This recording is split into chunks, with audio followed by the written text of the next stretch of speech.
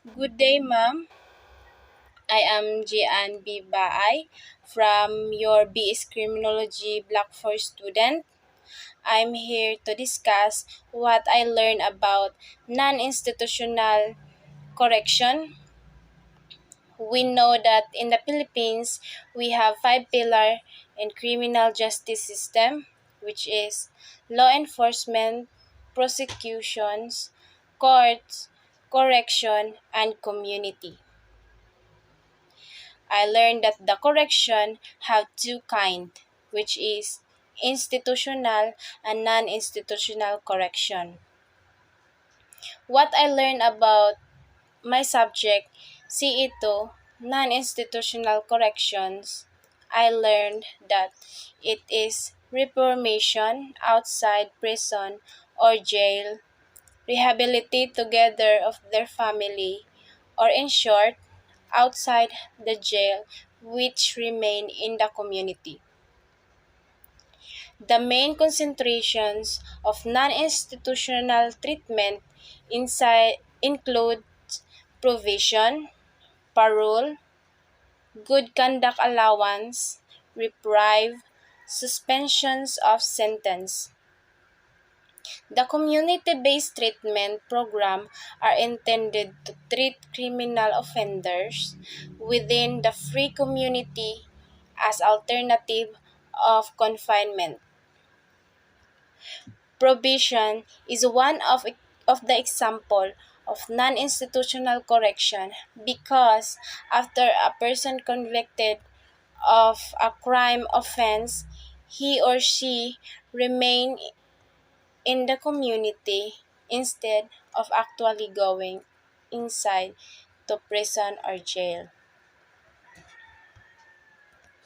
I learned also that provision is not a right, but it is a privilege granted by the court. And there is qualifications, and these qualifications in order to avail that said privilege. I have learned also that John Augustus is the father of probations in US, or others say that the world's father of probations. He coined the word probation, which he derived from the Latin word probare, which means to prove or test. He has he was considered as the first official probations officer. Act Act 4221 provisions was first introduced in the Philippines during the American colonial period in 1898 to 1945 with the enactment of Act Number 4221 of the Philippines Legislature on August 7, 1935. On November 16, 1937, the Supreme Court declared it unconstitutional in the case of Philippines versus Vera. Presidential Decree 968, the establishing of probation system, the appropriate funds therefore and for other purposes.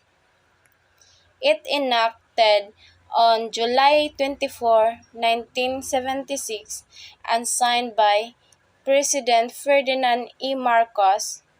The provisions system started to operate on January 3, 1976, also known as Adult Provisions Law of 1976.